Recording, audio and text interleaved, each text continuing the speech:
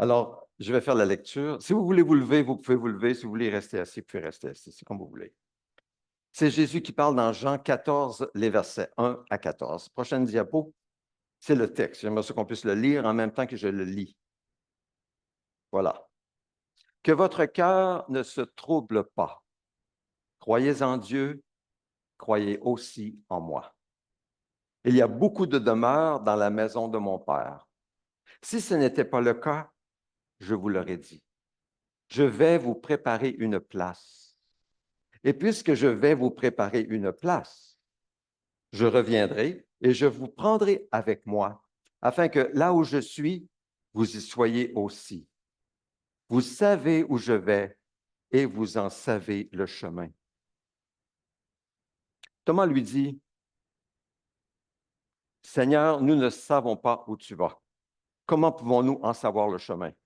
Jésus lui dit, c'est moi qui suis le chemin, la vérité et la vie. On ne vient au Père qu'en passant par moi. Si vous me connaissiez, vous connaîtriez aussi mon Père.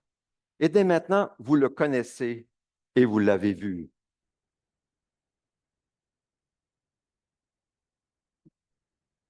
Philippe lui dit, Seigneur, montre-nous le Père, et cela nous suffit.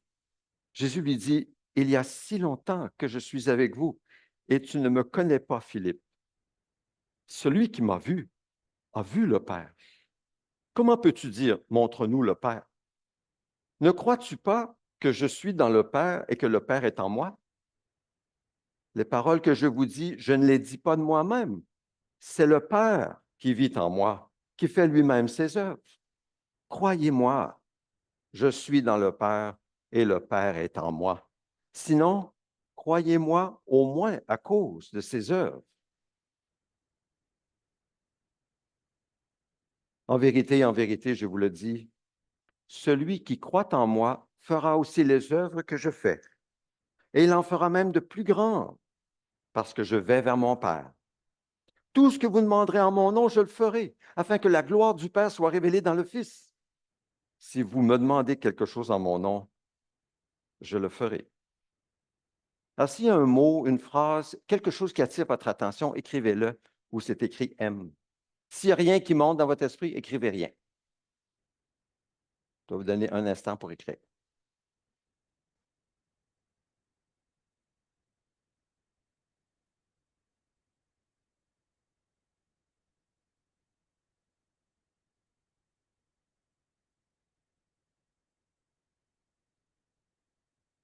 D'accord, nous allons faire maintenant la lecture, mais on va le faire différemment cette fois-ci.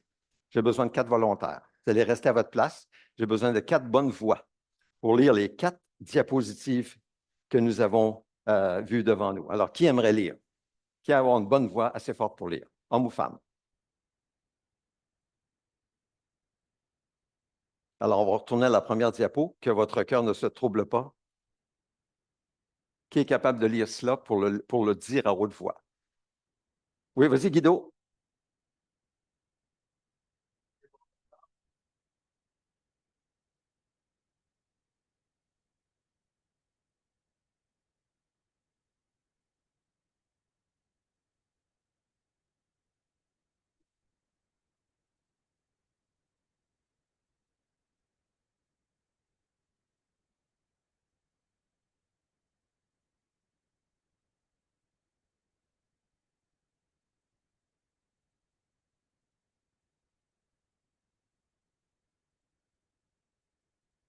Très bien, merci. Quelqu'un d'autre?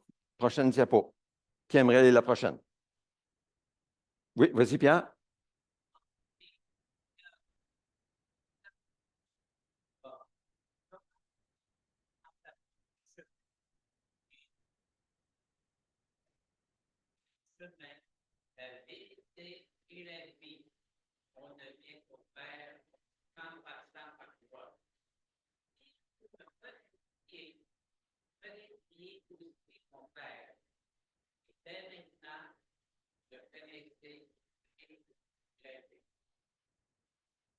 Très bien.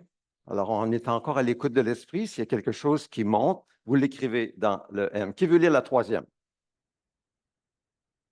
Ça prend les meilleurs yeux, c'est écrit un peu petit. Qui aimerait lire la troisième diapo? Je ne veux pas forcer personne. Oui, Alexandra.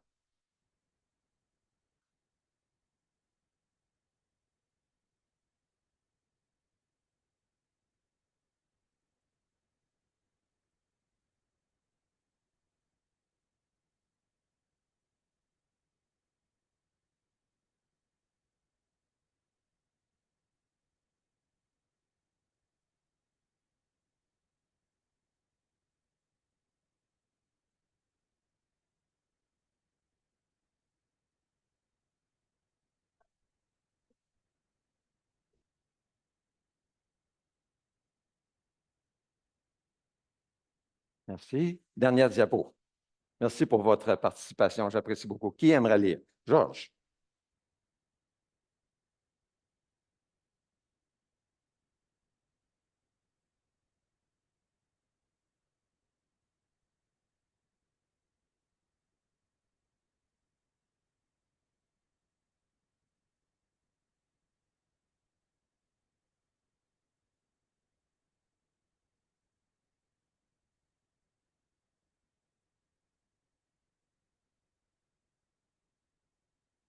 Merci. Est-ce qu'il y a quelque chose qui monte en particulier dans ce texte? Écrivez-le dans M. Ça peut être plus qu'une chose, mais une chose en particulier.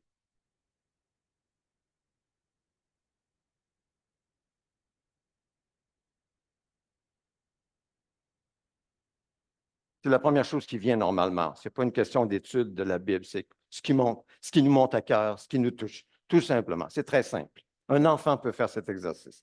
Maintenant, la question que je pose, pourquoi est-ce que le Seigneur touche votre cœur avec ce mot ou cette phrase? Pourquoi? Qu'est-ce qu'il essaie de vous dire? Peut-être. Est-ce qu'il essaie d'attirer votre attention sur quelque chose en particulier? Et je vous invite, vu que vous l'avez écrit, à le ramener cette semaine, à le méditer et à prier. Dieu, pourquoi, Seigneur, tu m'as parlé comme ça? Pourquoi est-ce que tu m'as montré ces mots? Pourquoi c'est monté sur mon cœur? Alors, ça, c'est entre vous et Dieu. Je vous laisse faire l'exercice à la maison. Ça, c'est l'introduction du message. La prédication suit maintenant. C'est très pratique. Je vous invite à faire cet exercice régulièrement lorsque vous lisez la Bible. Aujourd'hui, nous parlons de l'œuvre de l'Esprit de Dieu dans la vie des gens, et c'est nous les gens, avant le salut, avant de nous convaincre que Jésus est le Sauveur et Seigneur, nous parlons de l'œuvre de l'Esprit de Dieu dans la vie des gens. C'est ça le thème et le titre de la prédication. Lors de l'Assemblée générale de l'Alliance chrétienne au Canada, à laquelle j'ai assisté en tant que délégué de notre Église la semaine dernière, notre président Darren Herbold a invité Sheila Visser, c'est une Indienne d'origine, à témoigner et à nous partager son expérience dans l'avancement du royaume de Dieu au Canada et dans le monde entier. C'était très intéressant. Elle est venue parler le mercredi soir. Sheila Weiser est la directrice nationale d'Alpha Canada. Avez-vous déjà entendu parler d'Alpha? Alpha Canada, c'est une méthode d'évangélisation. Ça vient de l'Angleterre et c'est vraiment fait pour que les gens viennent à connaître qui est Jésus par l'enseignement justement de ce que Jésus dit lui-même, comme ce que nous venons de faire. On a entendu la parole de Jésus, connaître Jésus de cette manière. C'est fait dans des petits groupes. Chacun a droit à son opinion, peut partager ce qu'il veut et c'est comme ça que les gens peuvent commencer à connaître qui est ce Jésus tel qu'il est révélé dans la Bible et non tel qu'ils l'ont peut-être reçu ou compris par des enseignements ici et là. Elle est directrice nationale donc d'Alpha Canada, vice-présidente d'Alpha International. Elle a à cœur, vraiment à cœur, que les gens apprennent à connaître Jésus tel qu'il est et elle se passionne pour l'épanouissement de l'Église locale que nous avons comme ici. C'est une communicatrice qui est douée, elle a un leadership stratégique et elle est capable, vraiment capable de rassembler les gens pour qu'on puisse vivre la mission ensemble. Alors, elle nous a lancé 5 défis, Madame Weiser, je ne sais pas si je prononce bien son nom. Les 5 défis pour l'Église canadienne et québécoise sont les suivants. Accroître la prière, redéfinir l'évangélisation, passer le bâton à la prochaine génération, pratiquer la manière de Jésus quand il vivait lui-même sur la terre et nous abandonner à l'Esprit de Dieu. Ce sont les 5 grands défis qu'elle nous lance en tant qu'Église locale dans le Canada. La prière, l'évangélisation, à redéfinir, passer le bâton à la prochaine génération, pratiquer la voie ou la manière de Jésus et nous abandonner à l'Esprit de Dieu. Alors, moi, j'aimerais revenir à l'essentiel de ces 5 grands défis pour notre Église. Je pense que ça s'applique bien à nous aujourd'hui en parlant de ce que l'Esprit de Dieu fait avant le salut d'une personne. Alors, c'est ça le but de la prédication, mettre en lumière. Mettre en lumière en exposant la parole de Dieu, je vais apporter la Bible, pour que nous puissions comprendre ce que l'Esprit de Dieu fait avant de sauver une personne. Que Dieu bénisse sa parole, Seigneur, nous t'invitons à parler à nos cœurs. Parle à nos cœurs, ouvre notre esprit, donne-nous d'être bien concentrés et parle-nous, Seigneur. Nous prions au nom de Jésus. Amen. Jésus a dit, cependant, je vous dis la vérité, il vaut mieux pour vous que je m'en aille. En effet, si je ne m'en vais pas, le défenseur ne viendra pas vers vous, mais si je m'en vais, je vous l'enverrai. Et quand il sera venu, il convaincra le monde en ce qui concerne le péché, la justice et le jugement. En ce qui concerne le péché, parce qu'il ne croit pas en moi, la justice, parce que je vais auprès de mon Père et que vous ne me verrez plus, le jugement, parce que le prince de ce monde est jugé. Remarquons ensemble les 3 fonctions de l'Esprit de Dieu dans le monde dans ce texte. Quelles sont ces 3 fonctions? D'abord, vous voyez que la fonction, la tâche de l'Esprit de Dieu, c'est de convaincre. C'est sa tâche, c'est son rôle. Il convainc le monde. Il convainc le monde de quoi? Du péché, de la justice et du jugement. Donc, l'Esprit de Dieu fait cela dans le monde aujourd'hui, dans la vie de chaque être humain. Il parle au cœur, il révèle, il met de la lumière, il démontre à chacun en les convainquant, et l'Esprit de Dieu est capable de convaincre. Donc, les gens arrivent au point où ils savent qu'ils sont pécheurs. Ils savent qu'ils sont coupables devant Dieu. Ils savent, ils disent, mais oui, c'est sûr, personne n'est parfait. Et si on creuse un peu, ils vont dire, mais oui, je suis pécheur, comme tout le monde. Ils sont convaincus. On n'a pas besoin de nous d'ajouter pour essayer de les convaincre comme s'ils n'étaient pas convaincus. Ils sont déjà convaincus. Ils sont convaincus aussi de la justice de Dieu, qu'ils ne méritent pas du tout la vie éternelle, le ciel. Ils ne méritent pas les faveurs de Dieu. Ils savent. Et ils savent qu'il y a un jugement, même si, comme vous le savez, on essaie d'enterrer cette vérité. On va se donner une foule de psychologues pour atténuer le sens de culpabilité qu'on a dans nos cœurs. On va même se faire croire que Dieu n'existe pas finalement. Donc, toute cette question de jugement, c'est de la foutaise. Mais c'est toutes des théories, des philosophies qui ne satisfont pas l'âme. Parce que l'âme de l'homme sait qu'elle est coupable devant Dieu. Tout le monde le sait. Pourquoi? Parce que l'Esprit de Dieu convainc le monde de péché, de justice et de jugement. Ah! Et comme je disais, c'est sûr qu'ils essaient d'étouffer leur conscience. Souvent, ils ne veulent pas en parler, cherchent à éliminer cette culpabilité, etc. Ce travail ardu de convaincre les gens qu'ils sont pécheurs est fait par l'Esprit de Dieu. Tel qu'il est écrit, en elle, la parole, le Verbe, il y avait la vie, et cette vie était la lumière des êtres humains. La lumière brille dans les ténèbres, et les ténèbres ne l'ont pas accueillie. La lumière brille dans les ténèbres par l'Esprit de Dieu. Et ça, c'est l'œuvre de Dieu. C'est l'œuvre de l'Esprit de Dieu avant le salut. Et c'est une œuvre qui est nécessaire, essentielle.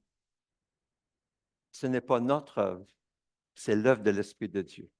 Bien sûr, nous allons parler comme l'Esprit, nous allons vouloir dire ce que l'Esprit leur dit. Alors, restez avec moi. Notre tâche vient après celle de l'Esprit en tant que témoin de Jésus.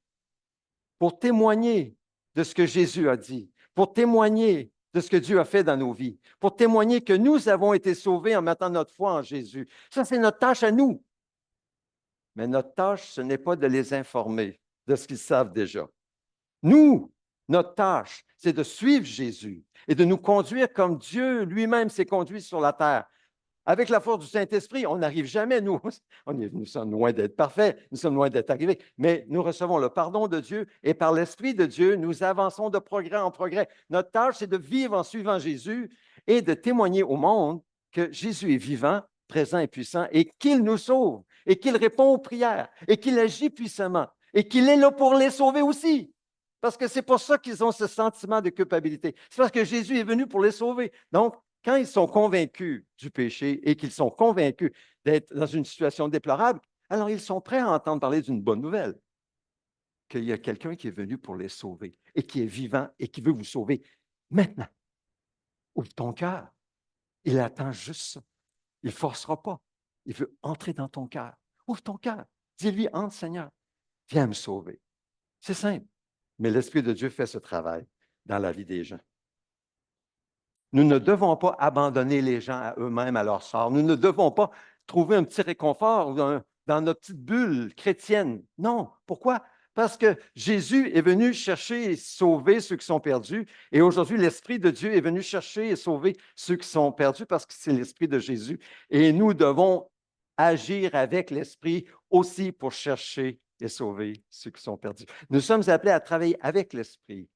Non pas le laisser faire tout seul. Non, il habite en nous, les chrétiens, nés de nouveau. Il veut agir avec nous. Nous devons collaborer avec lui. Ça, c'est notre tâche. Collaborer avec l'Esprit. Entre en relation avec les gens. Quand Jésus marchait sur terre, il marchait autour d'un monde qui était incrédule. Hein, un jour, quelqu'un disait, viens au secours de mon incrédulité. Il ne croyait pas que Jésus pouvait guérir son fils épileptique. Viens au secours. Alors, parce qu'il avait dit, si tu peux, fais quelque chose. Si tu peux, dit Jésus, tout est possible à celui qui croit. Viens au secours de mon incrédulité. Ben, ça, c'était le monde de l'époque de Jésus. C'est aussi le monde de notre époque.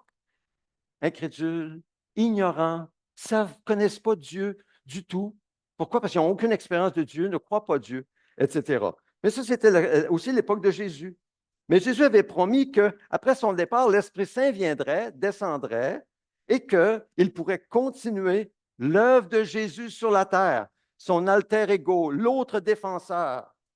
Quand il sera venu, il convaincra. C'est l'autre Jésus sur la terre, c'est l'Esprit de Dieu. Maintenant, le génie extraordinaire de Dieu, c'est que Jésus, lui, pouvait faire seulement certaines choses dans un endroit bien défini, dans son corps humain, mais il ne pouvait pas se promener dans le monde entier pour annoncer la bonne parole. Non, il l'a dit lui-même. Il était appelé, sa mission, c'est envers les brebis perdues d'Israël, bien localisées. Mais avec l'Esprit de Dieu qui est descendu sur tous les croyants, qu'est-ce qu'on a aujourd'hui? C'est que l'Évangile est partout dans le monde par l'Esprit de Dieu qui continue l'œuvre de Jésus par les croyants. Voyez-vous le génie de Dieu? Le génie de Dieu, c'est que l'Esprit de Dieu habite chacun qui l'ont reçu par la foi, en vous, si vous l'avez reçu par la foi. Et l'Esprit de Dieu va vous utiliser, si vous voulez bien collaborer avec lui, pour faire son œuvre, de chercher et sauver ceux qui sont perdus. C'est le génie de Dieu. C'est le génie de Dieu. La directrice d'Alpha Canada, Sheila Vesser, a fortement encouragé les délégués de l'Assemblée générale en disant que nous devons, notre tâche, nous devons nous abandonner à l'esprit, corps et âme. C'est la prochaine diapo. Vous allez remarquer que je ne suis pas l'ordre, mais vraiment pas l'ordre de ce que j'ai donné tantôt, mais ce n'est pas tellement important. L'important, c'est que nous allons couvrir les 5 défis. Nous abandonner à l'Esprit de Dieu. Ça, c'est le premier grand défi pour nous. Nous abandonner à l'Esprit de Dieu, corps et âme. Pourquoi? Parce qu'elle dit, notre problème, c'est l'autosuffisance. On veut faire à notre tête, indépendamment de Dieu. Autosuffisance. En fait, l'autosuffisance, la Bible l'appelle par un mot bien particulier, un mot de 5 lettres, péché. Le péché, selon la Bible, c'est l'autosuffisance. Je n'ai pas besoin de Dieu. Alors, invitons l'Esprit de Dieu à s'impliquer dans nos vies, dans notre Église, dans nos couples, dans nos familles. Invitons l'Esprit de Dieu à venir s'impliquer dans nos vies. Faisons-lui de la place. Soumettons-lui nos agendas. C'est fondamental. Si nous voulons participer à l'œuvre de Dieu dans ce monde, c'est fondamental de nous abandonner à l'Esprit de Dieu. Pourquoi?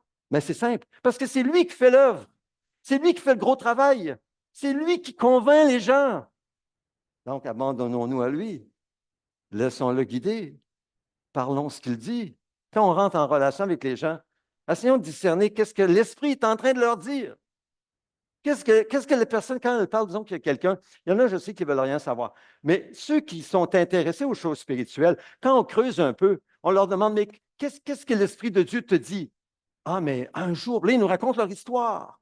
Et là, laissons-les raconter leur histoire, parce que leur histoire, c'est ce que l'Esprit de Dieu leur dit. Et peut-être leur répète. Et là, entrons dans la conversation, répétons, agissons, mais nous, c'est simplement les assister à saisir ce que l'Esprit est en train de leur dire pour les amener à Jésus, pour les sauver. On a un travail facile comparé à l'Esprit de Dieu. Comparé à l'Esprit de Dieu, c'est lui qui fait le gros travail. Nous, c'est de simplement discerner qu'est-ce que l'Esprit est en train de dire aux gens pour les sauver. Alors, écoutons l'Esprit, soyons attentifs à lui, demeurons en Jésus, c'est très important dans sa parole. Prions, parlons avec le Seigneur et obéissons à ce qu'il nous dit. En fait, c'est la preuve que nous aimons vraiment Jésus. Si nous obéissons à ce que l'Esprit nous dit, c'est la preuve que nous l'aimons vraiment, et non nos paroles et encore moins nos bonnes intentions. C'est l'obéissance qui compte.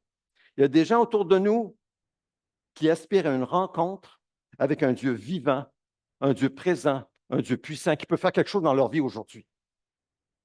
Il y en a beaucoup qui visent, qui cherchent ça. Ils ont regardé partout. Il y en a même qui voyagent, dépensent beaucoup d'argent pour aller en Inde, dans différents pays, pour essayer de trouver cette rencontre avec le divin. Ils ne le trouvent pas. Pourquoi? Personne, nul ne vient au Père que par moi, dit Jésus. Alors, il est en nous.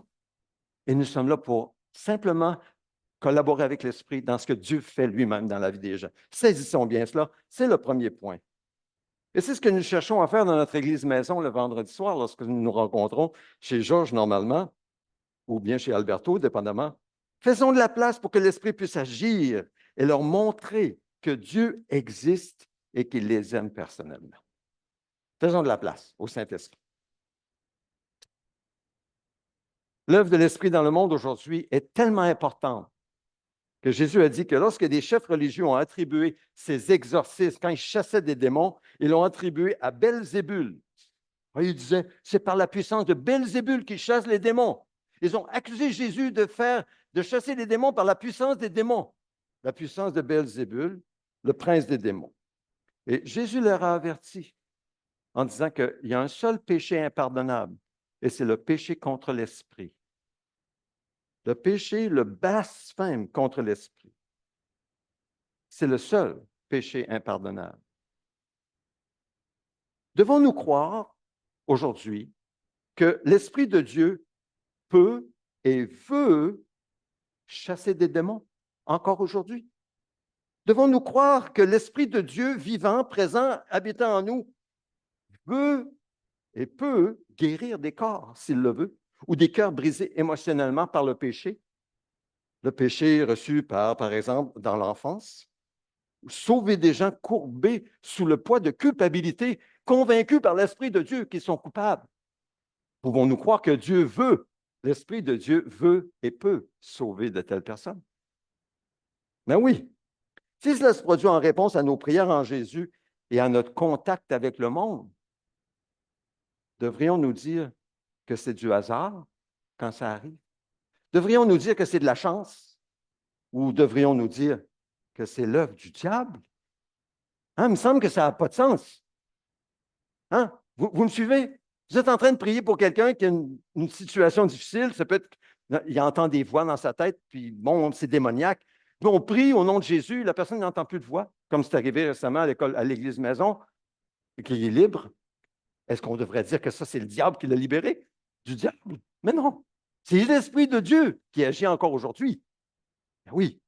Alors, c'est l'œuvre de l'Esprit pour convaincre les gens que Jésus est vivant et qu'on peut faire appel à lui. Jésus a dit, c'est pourquoi je vous dis, tout péché, tout blasphème sera pardonné aux hommes. Mais le blasphème contre l'Esprit ne leur sera pas pardonné. Celui qui parlera contre le Fils de l'homme, cela lui sera pardonné. Mais celui qui parlera contre le Saint-Esprit, le pardon ne lui sera accordé ni dans le monde présent, ni dans le monde à venir.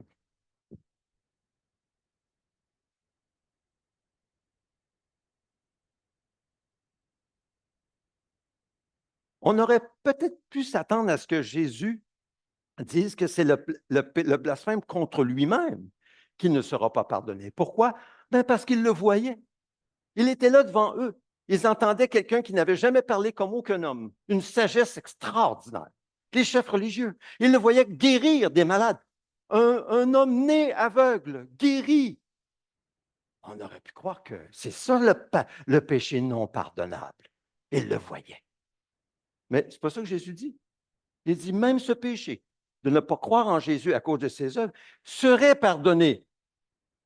Mais le péché contre l'esprit, non. Et je vais vous expliquer pourquoi. Parce que ça s'applique encore à aujourd'hui. Pourquoi Jésus dit-il cela? Et comment savoir avec certitude que nous n'avons pas péché contre le Saint-Esprit, nous-mêmes, peut-être un jour dans notre enfance? Peut-être que quelqu'un a dit maudit avec esprit en même temps, puis il pense que c'est blasphémer contre l'esprit. Ce n'est pas blasphémer contre l'esprit, basé sur l'Écriture. Non, non, non. Je vais vous expliquer. L'Esprit Saint, tout se tient, vous allez voir. L'Esprit Saint est cette personne divine qui cherche à convaincre les gens de péché, justice et jugement. Il cherche ceux qui sont perdus. Il cherche à les amener à Jésus, à les convaincre que Jésus est leur sauveur. Étant éclairé par l'Esprit, chaque être humain a un choix. Il a une décision à prendre. C'est entre lui et Dieu. On n'a pas d'affaire là, nous. C'est entre lui et Dieu. Chacun a une décision à prendre. Soit chercher à être plus éclairé pour être prêt à recevoir les paroles de Jésus qui vont le sauver, tel qu'il est écrit, par ta lumière, nous voyons la lumière. Ou soit fermer les yeux et les oreilles à l'esprit. On a vu la photo des fontaines? Fermer les yeux et les oreilles à l'esprit, refuser volontairement la lumière et perdre de vue le chemin qui pourrait les sauver. Ils ont le choix. Chacun a le choix. Et Dieu connaît les cœurs de chacun. Alors, qu'est-ce qui arrive lorsque quelqu'un se ferme les yeux volontairement et les oreilles et refuse la lumière de l'esprit? Alors, les ténèbres descendent sur lui et la confusion prend place. Là, il ne comprend plus rien. Là, il ne comprend vraiment pas. Car en refusant volontairement de connaître Dieu pour l'aimer, l'adorer et le servir, l'homme ne pense plus correctement et il commence à voir ce qui est bien et l'appeler mal, et voir ce qui est mal et l'appeler bien. Il est confus. Comment peut-il être sauvé dans un tel état?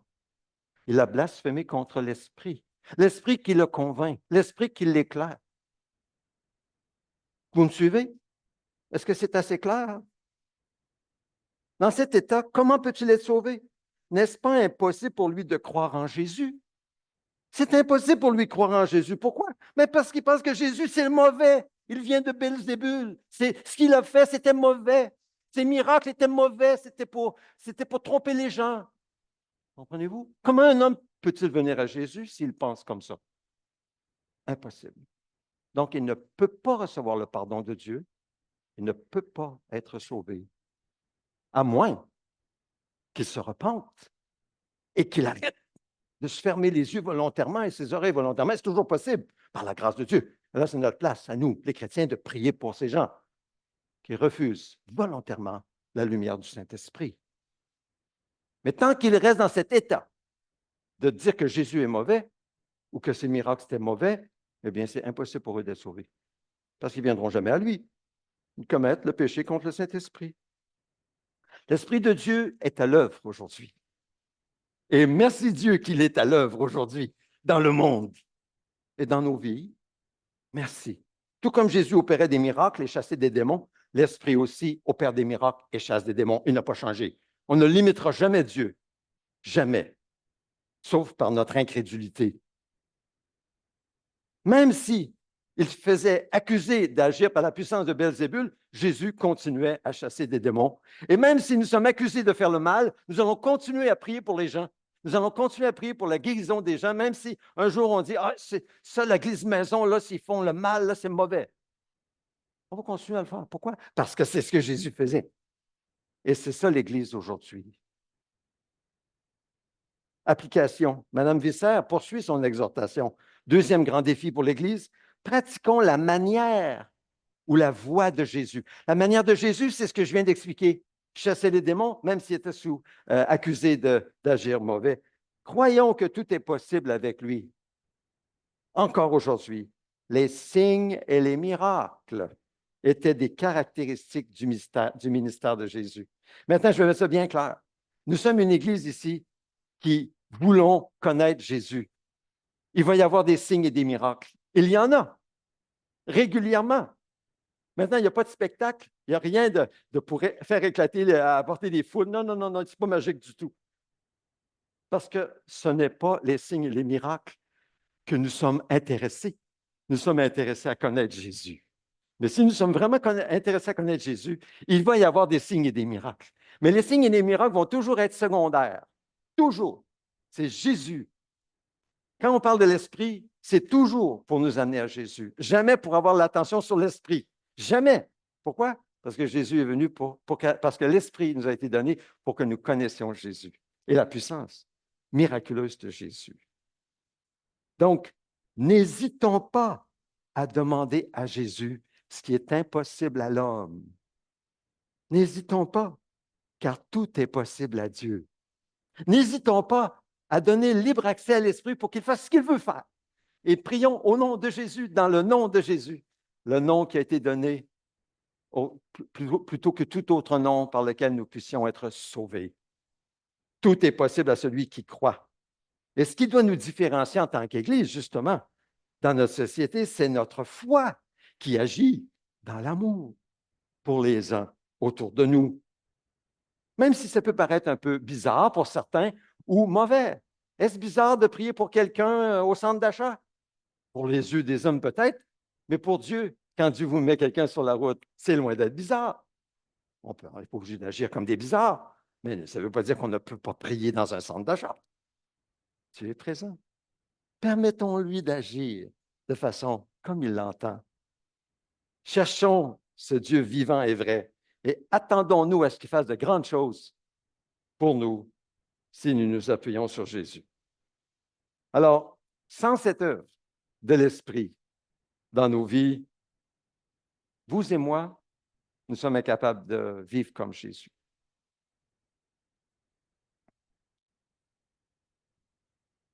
Si vous et moi, nous ne recevons pas l'Esprit de Dieu pour agir et faire son œuvre dans nos vies, nous ne pourrons jamais nous comporter comme Jésus se comportait. C'est impossible parce que ce n'est pas naturel. Ça ne peut pas venir de nous. Ça ne vient pas de notre intellect, ça ne vient pas de quelqu'un qui a fait des doctorats, ça ne vient pas de l'intellect, ça ne vient pas d'une volonté de faire, ça vient de l'Esprit de Dieu. Donc, chacun de nous, nous devons ouvrir notre vie à l'Esprit de Dieu pour qu'il fasse son œuvre comme il veut, quand il veut, à la manière qu'il veut, prendre le temps qu'il veut. Il faut s'ouvrir à l'Esprit de Dieu pour qu'il nous transforme afin que nous puissions nous comporter comme Jésus s'est comporté. C'est le grand défi pour l'Église. Nous devons nous comporter comme Jésus s'est comporté, tout simplement. Et c'est beaucoup plus simple qu'on pense. Beaucoup plus simple qu'on pense. Parce que son fardeau est toujours léger. Ses commandements ne sont pas pénibles. Et je vous le dis, ce n'est pas des super spirituels. Non, non. La foi d'un enfant. Donc, restez avec moi, j'ai presque terminé. Jésus a dit, personne ne peut venir à moi. Personne. À moins que le Père qui m'a envoyé ne l'attire, et moi, je le ressusciterai au dernier jour. Je vais le répéter, c'est tellement important. Personne, ni vous, ni moi, ni les gens à l'extérieur, ne peut venir à Jésus à moins que le Père ne l'attire. Et Jésus promet de le ressusciter au dernier jour. Donc, relaxons. Quand on parle d'évangélisation, tout dépend du Père.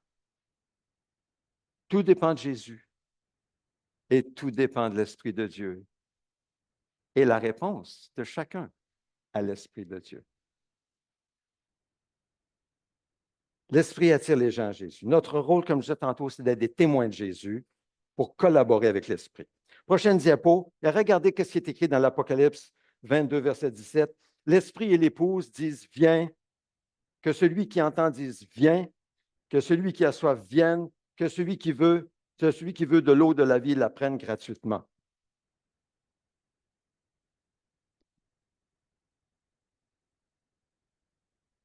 L'Église est appelée l'épouse ici. Elle collabore avec l'Esprit. Elle dit la même chose que l'Esprit. Qu'est-ce qu'elle dit? Viens. Et qui répond à ce viens? Mais ce sont ceux qui ont soif. Ce n'est pas tout le monde qui a soif. Mais il y en a qui ont soif. Et j'ose croire que vous avez soif. Soif de Dieu, du Dieu vivant. L'Esprit dit viens. Et nous, c'est quoi notre tâche? C'est de dire la même chose. Viens, viens Jésus. Nous devons entrer dans la conversation que l'Esprit a avec la personne, comme je disais tantôt. Entrer dans la conversation en écoutant les gens. Et compter sur l'Esprit pour que le Seigneur nous aide à tendre une perche pour discerner ceux qui ont soif. Et une fois qu'on sait qu'il a soif, alors là, on peut leur dire, viens, viens à Jésus. Et ça nous amène au troisième défi. Shaila Vasseur d'Alpha Canada a parlé d'évangélisation. Elle dit qu'il faut redéfinir l'évangélisation. Elle croit que nous avons un problème d'enseignement et de formation quand il s'agit d'évangéliser. C'est sûr et certain, nous avons un devoir, celle de partager notre foi. Nous avons reçu un trésor. Il faut le partager. Ah oui, c'est notre devoir pour chaque chrétien. Pour chaque chrétien. Ce n'est pas une option, c'est le grand mandat de l'Église. Jésus a dit, allez, faites de toutes les nations des disciples, jusqu'au monde, dans tout le monde entier. C'est notre devoir. C'est ton devoir, c'est mon devoir. Maintenant, comment le faire? C'est la question. Comment partager sa foi? Je pense qu'il faut que ça se fasse très naturellement en comptant sur l'Esprit de Dieu, en entrant dans la conversation. Alpha, c'est une méthode d'évangélisation. Elle est la directrice générale. Mais c'est juste une méthode. Et une méthode, ça a des forces et des faiblesses. Maintenant, ne pas avoir de méthode, c'est pire. Avoir une méthode plus ou moins bonne, c'est mieux que pas de méthode. Il faut trouver une méthode. Peu importe la méthode, prends ta méthode, mais utilise une méthode. Ah oui, un moyen pour partager ta foi. Mais qu'est-ce qui arrive, c'est que souvent, nous n'avons pas de méthode, nous nous sentons coupables de ne pas évangéliser plus, et puis nous avons peur de le faire quand vient l'occasion. C'est souvent le cas, c'est souvent mon cas, c'est souvent notre cas, n'est-ce pas? Ben oui, il faut le reconnaître. Qui nous délivrera de cette situation déplorable? Qui nous délivrera sinon? L'Esprit de Dieu. Oui, par Jésus-Christ notre Seigneur. Ben oui. Et c'est là où on a besoin de l'Esprit. Et il vient nous aider. Et il vient faire la différence. Écoutez, Sheila, elle a dit très clairement, Sheila, l'évangélisation consiste à se joindre à la conversation que le Saint-Esprit a avec une autre personne. Je l'ai dit tantôt, c'est l'essentiel. Alors, fini la culpabilité, fini la peur et la confiance dans une méthode. Apprenons à écouter les gens.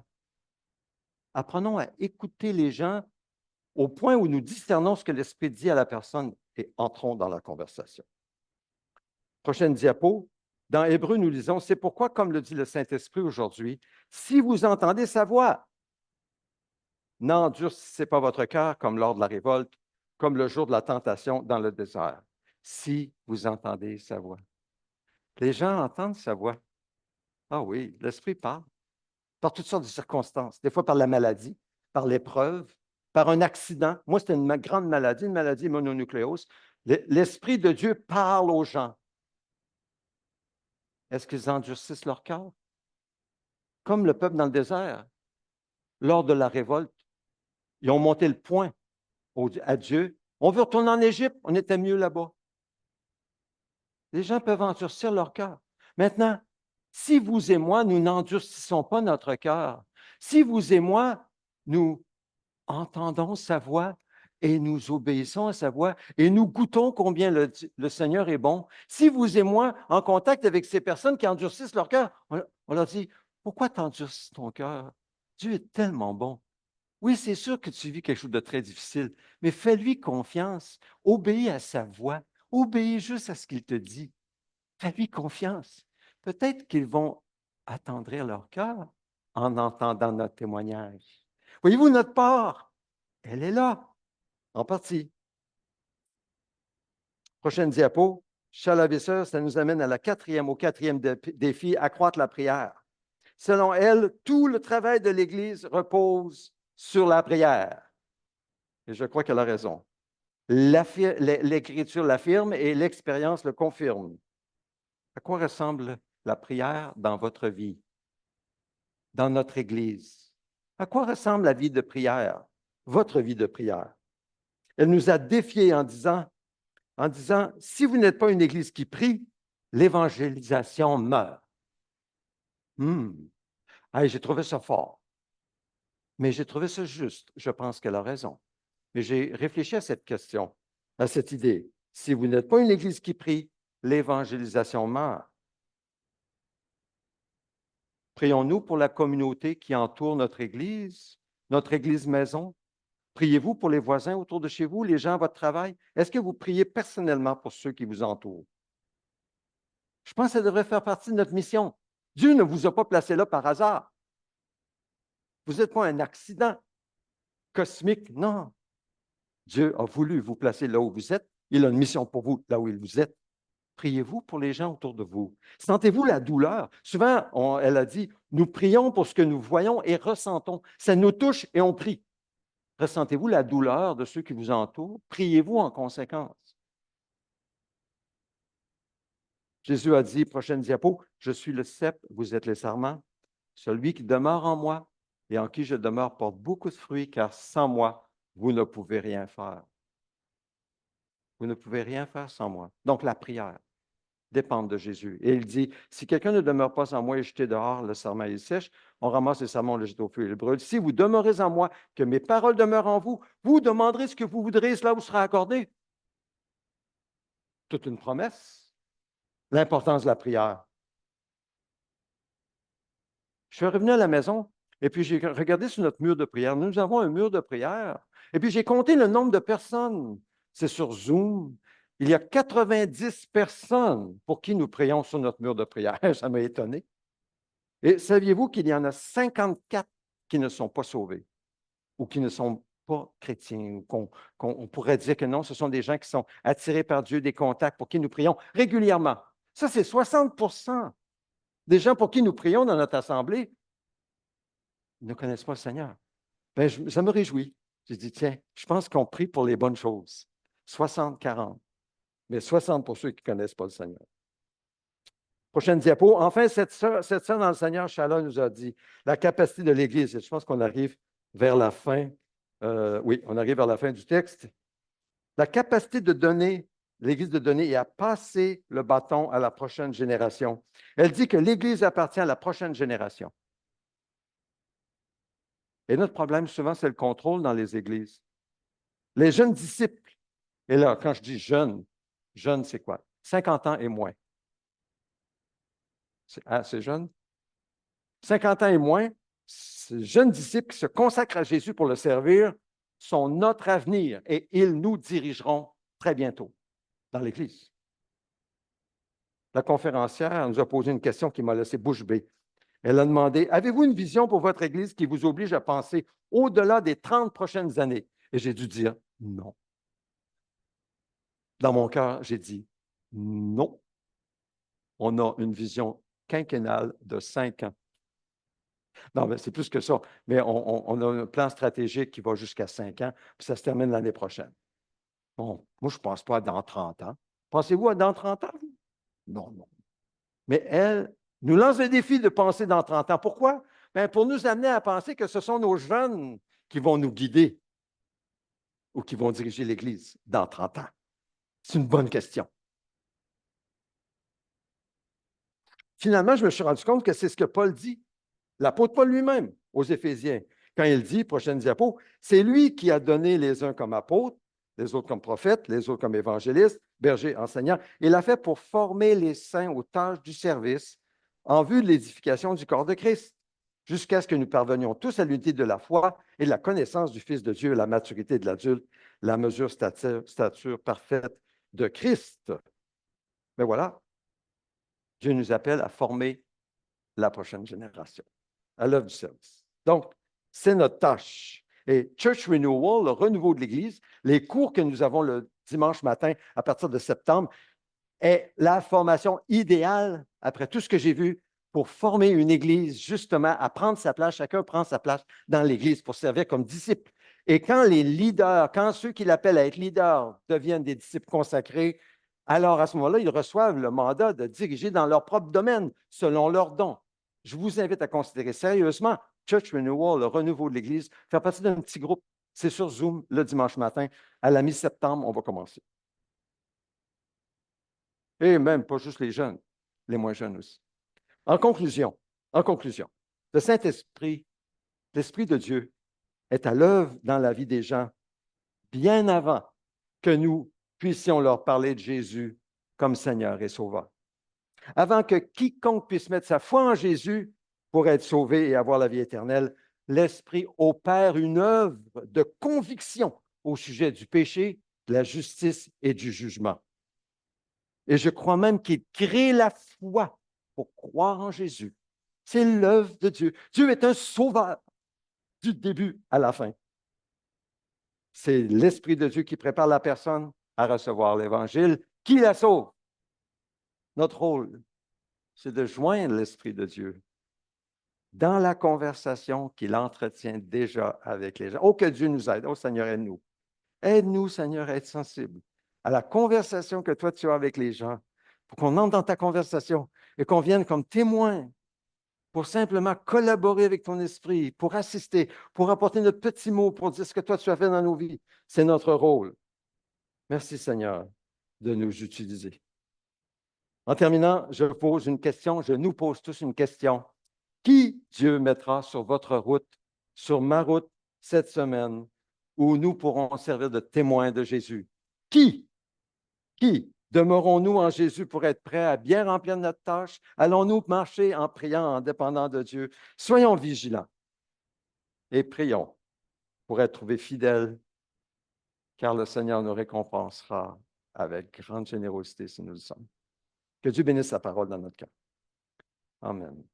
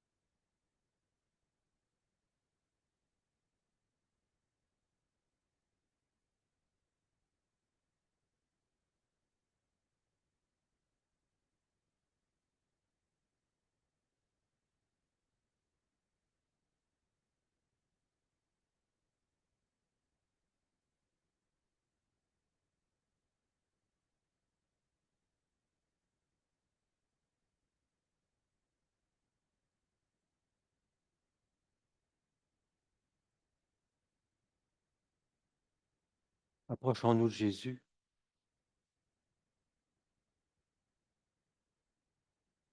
Seigneur Jésus, qu'est-ce que tu nous dis?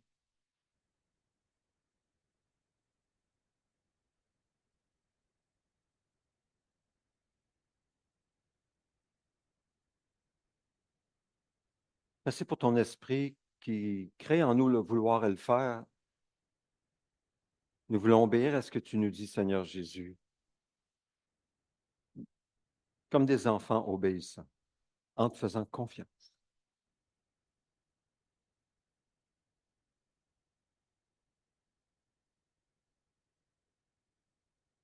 En la place qui te revient, Seigneur Jésus.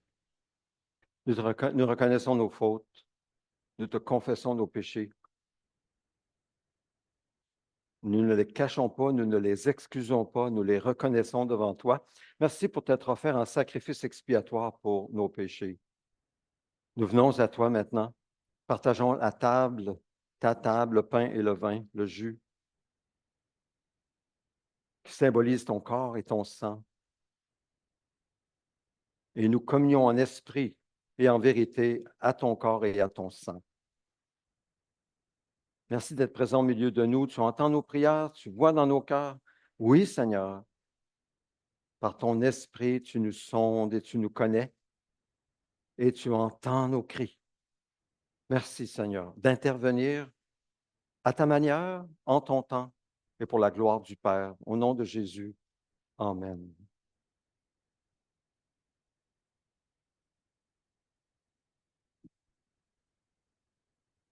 C'est la table du Seigneur. Donc, ce n'est pas la table d'une église qu'on appelle l'Alliance chrétienne et missionnaire, c'est la table du Seigneur. Si vous appartenez au Seigneur, confessez vos péchés, participez au repas ensemble dans un même corps, le corps du Seigneur. Que Dieu nous bénisse ensemble.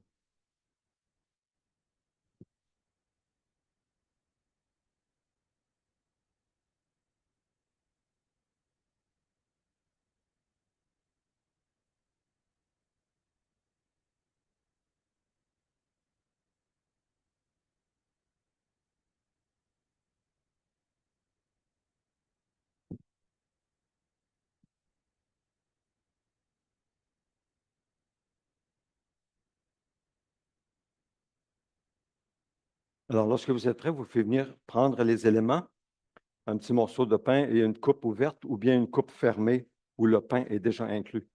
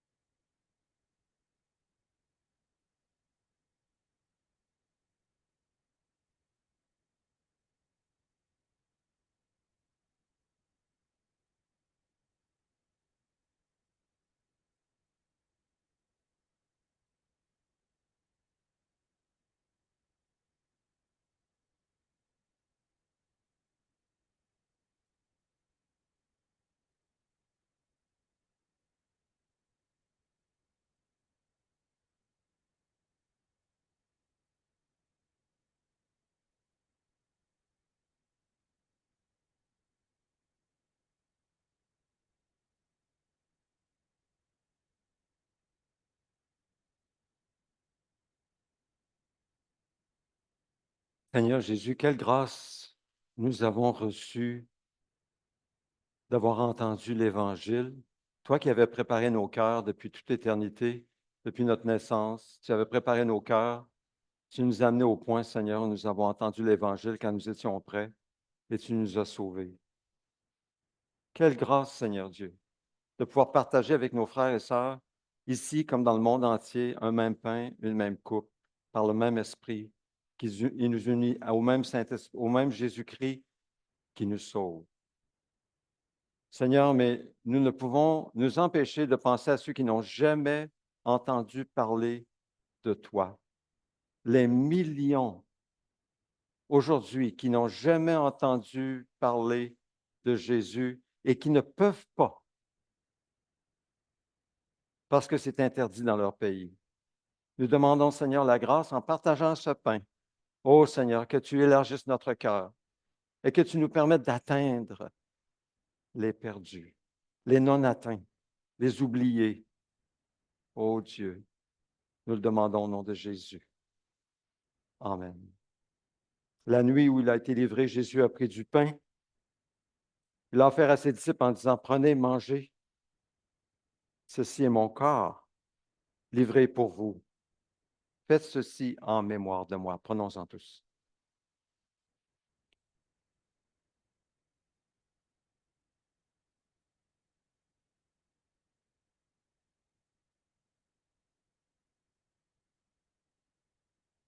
Seigneur Jésus, merci d'avoir porté sur ton corps nos péchés, nos rébellions, nos indifférences, nos insuffisances, et même nos maladies.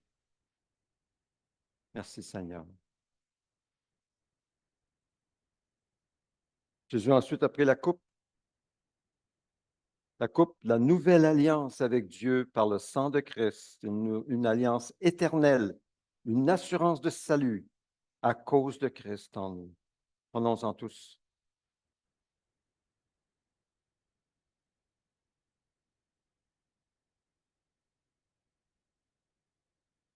Prions Dieu. Seigneur, toi qui lis les cœurs, entends nos prières. Nous prions au nom de Jésus. Étant purifiés par le sang de Christ, par la foi, nous faisons monter nos prières devant toi.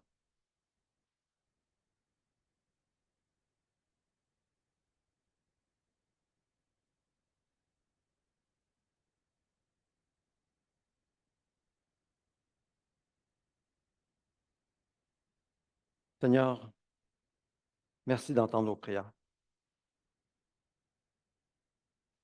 Seigneur, nous prions pour nos frères et sœurs qui souffrent dans cette assemblée, souffrent au niveau du corps comme du cœur, l'âme. Seigneur, nous prions qu'une rencontre véritable avec toi vienne faire toute la différence. De ça que les yeux se tournent vers toi et demeurent attachés à toi dans l'espérance de la vie éternelle. Ô Dieu vivant, puissant, Dieu vrai, transforme-nous à l'image de Jésus pour que, Seigneur, nous soyons des témoins puissants là où tu nous places, des témoins des lumières qui fait la différence, car tu nous places là avec un but bien précis pour la gloire de Jésus. Prions au nom de Jésus. Amen.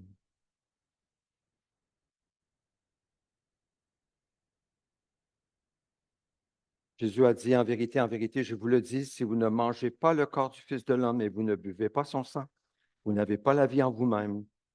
Celui qui mange mon corps et boit mon sang a la vie éternelle, et moi, je le ressusciterai le dernier jour. Merci Seigneur que ces paroles sont spirituelles et non physiques, non matérielles, spirituelles, en communion avec toi, Seigneur Jésus. Et merci de tenir promesse de nous ressusciter le dernier jour pour la vie éternelle. Seigneur, nous prions pour ceux qui n'ont jamais entendu parler de toi autour de nous. Accorde-leur, Seigneur, la grâce de recevoir ton esprit et de recevoir la nouvelle naissance dans leur cœur. Oh, que ta semence, la semence de ta parole germe et que nous voyons une moisson d'âme venir à toi, au nom de Jésus. Amen.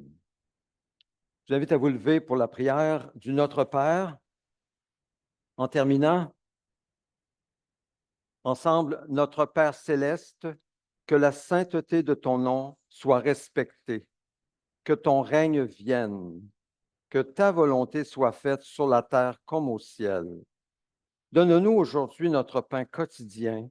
Pardonne-nous nos offenses, comme nous aussi nous pardonnons à ceux qui nous ont offensés. Ne nous expose pas à la tentation, mais délivre-nous du mal et du malin. Car c'est à toi qu'appartiennent dans tous les siècles le règne, la puissance et la gloire. Amen. Une prière pour notre Église. Ô Dieu, fais de nous un puissant phare de Dieu à Québec, éclairant les ténèbres jusqu'au Niger. Que chacun reçoive aujourd'hui la lumière de ta parole par le Saint-Esprit pour marcher par l'Esprit et non la chair, louer et adorer Dieu en esprit et en vérité, afin de connaître et approfondir la vérité qui est Jésus, dans le but de briller par le témoignage de Jésus localement et mondialement, que nous soyons consacrés, mis à part, séparés du péché et livrés à Dieu pour vivre pour Dieu en Jésus. Amen. Concernant les dîmes et offrandes, que chacun donne comme il l'a décidé dans son cœur, sans regret ni contrainte. Merci Seigneur pour tout ce que tu nous donnes, en l'abondance dans laquelle nous vivons ici, pour ces biens, cet argent que tu mets dans nos mains pour que nous la gérions.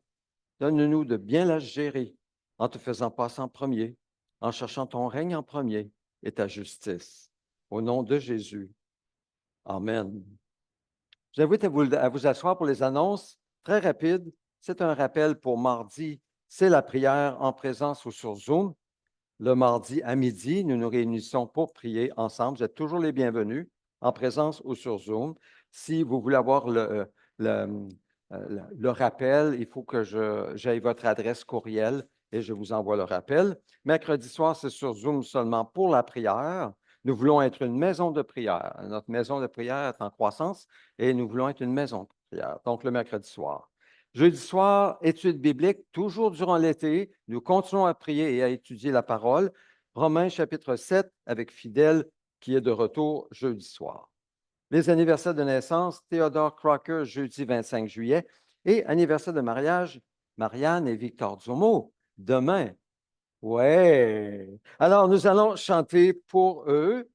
Joyeux anniversaire, sois fidèle à Jésus, que Dieu vous bénisse, que tu grandisses en lui.